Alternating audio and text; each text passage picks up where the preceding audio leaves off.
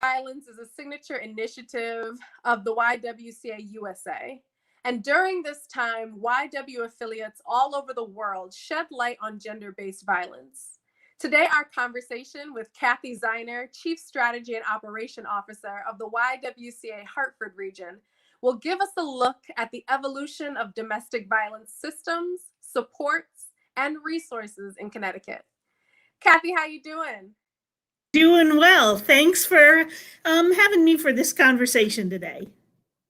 Definitely excited to hear all that you have to share with us on this very important issue. So let's get started. How is domestic violence a cross-cultural issue? Well, domestic violence is pervasive and affects millions of people every year. And it doesn't matter your race, your religion, your age, your economic status, your sexual orientation, your gender identity. There isn't one community or demographic category that you can identify that isn't affected by domestic violence. There is no place in which domestic violence doesn't happen here. Right. And so, go ahead. What about the systems that are involved around domestic violence? How do different cultures interact with these systems? And it is different for different cultures. You may find some cultures where the dynamic of domestic violence may not be as often between intimate partners, but it may be between family members. There are some multi-generational cultures that are living in one place, and you may see abuse happen, say, between a mother-in-law and a daughter-in-law, as opposed to more often between the intimate partners. And you may see it play out in a wide variety of ways. There are some cultures in which they may reprimand an abuser in private, but still blame the victim in public and make her feel like she is somehow at fault. And just as sort of a disclaimer, you will often hear me use a female pronoun for the victim and a male pronoun for the abuser. As I said before, abuse happens in all forms, even between same-sex couples, or a man may be a victim of abuse by a female partner. But the reason I tend to use those pronouns is because women are much more often the victim, usually about 80% of the time. And more importantly, women are often injured more seriously, or the effects of domestic violence are more serious on the woman. So that's why you see me sort of default to those, or hear me default to those pronouns. Definitely. And what you clearly show us is that domestic violence is a prevalent issue hitting multiple communities. So with something this systemic, something that is this embedded into so many communities cross-culturally, what does the DV support system look like in Connecticut? Well, the DV support system, we're very fortunate because in Connecticut, it is really collaborative and designed, one, to make sure that everyone can access resources and that our state resources are used as efficiently as possible. For example, most of the traditional domestic violence services are provided by 15 domestic violence certified organizations in the state of Connecticut, and they operate 18 different sheltering programs. And each one of them has a discrete section of the state that they are responsible for. And that means that a victim who comes from that area of the state, that domestic violence program is responsible for making sure she gets connected to whatever services she needs. In other states, you may find a victim who is picking up the phone and asking for shelter, asking for services, and the shelter's full, so she's got to hang up and call the next shelter. Well, she may have just one moment in time or time to make one phone call. And if Right. she can't reach out and get supports, then that moment is lost. So it's really important to know that that each one of the domestic violence programs is responsible. There is also a statewide hotline called Safe Connect. It is a telephone hotline, it's a chat line, it's a text line, it's an email line, and there are advocates on the other side of the call. Some are men, some are women. They speak multiple languages, and whatever they don't speak fluently can be supported through translation. And so that's a statewide call. So anybody can call anytime to get 24 hours a day, 365 days a year, and get information and support and get directed to the domestic violence programs in their area. The local programs, in addition, go ahead.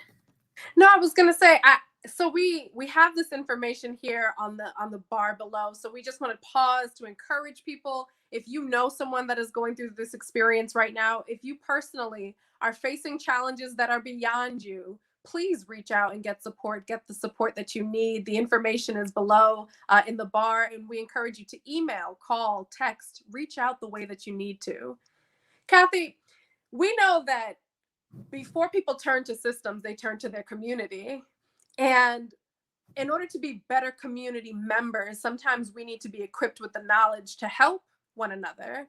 So what informal supports can community members offer victims of DV?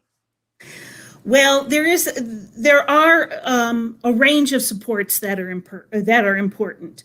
One is employers. Employers can play an important role in supporting victims of domestic violence. A person's economic independence is probably the greatest indicator of whether or not she or he will be successful in separating from a domestic violence situation. So being able to maintain employment at some form is important. But at the same time, she needs to be safe, and the workplace needs to be safe.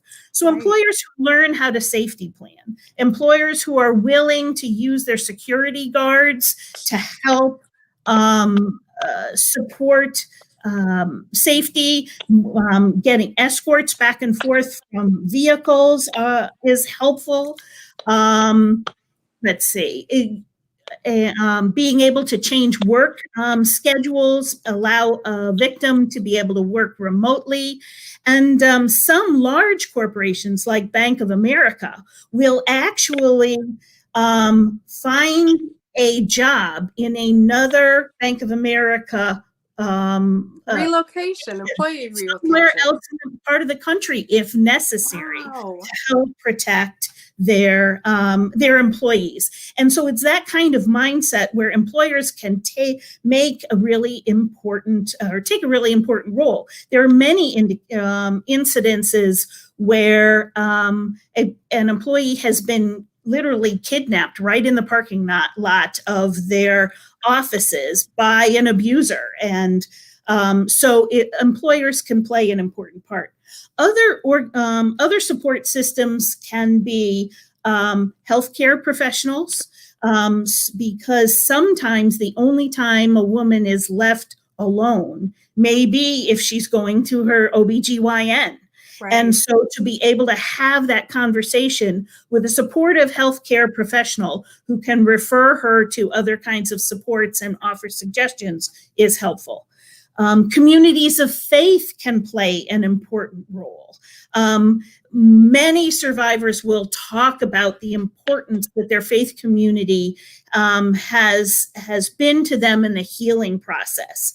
20 years ago, faith communities weren't necessarily didn't always understand the dynamics of domestic violence and were sometimes inadvertently complicit in reinforcing the risk by talking about the importance of the relationship to stay intact or by somehow blaming the victims.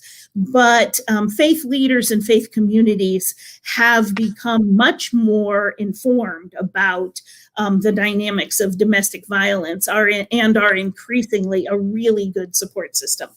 But most importantly, the most important resource for anybody is friends and family.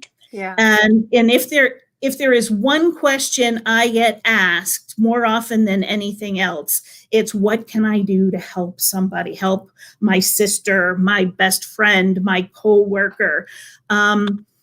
Because we, with 1 out of 3 women and 1 out of 4 men experiencing domestic violence in their lifetime, every one of us knows someone who is or has struggled with domestic violence. We may not always be aware that they are, but we do know someone.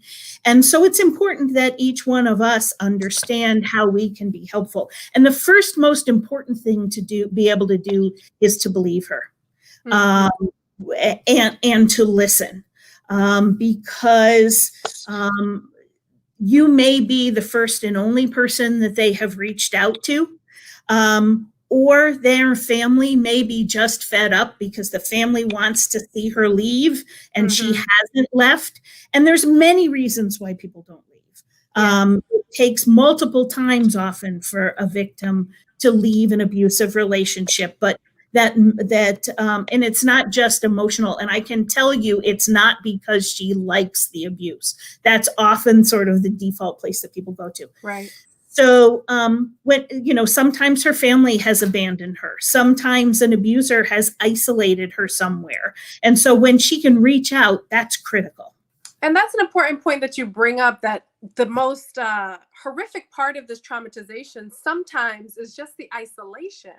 And with an individual that might be isolated from friends and from family, if a domestic violence victim is listening to us right now, what message do you want to send to them about the formal resources that they can reach out to and get support? Mostly that there is help, and it's and that they should reach out and call that Safe Connect hotline that we put up earlier, or text if a telephone call they need more discretion or more confidentiality. Text is fine, or email's fine. But the most critical piece is the safety planning piece and doing that safely.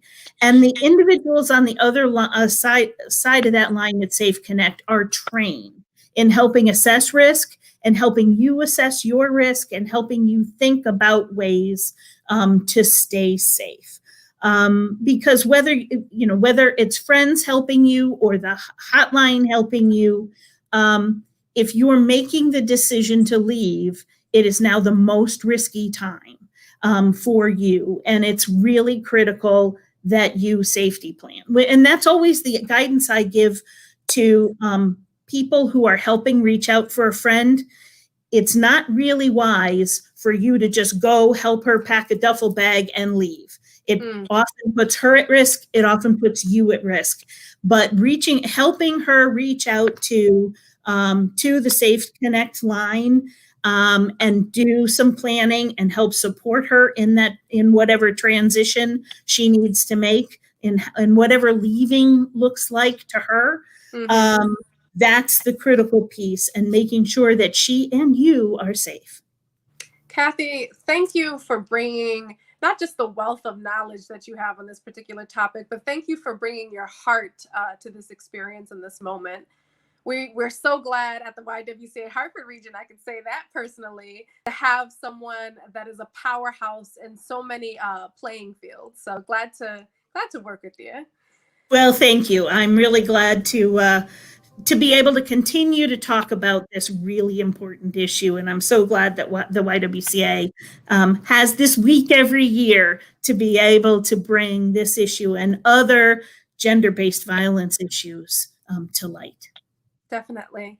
For more resources and supports regarding domestic violence, check out ywcahartfordregion.org under the Week Without Violence tab.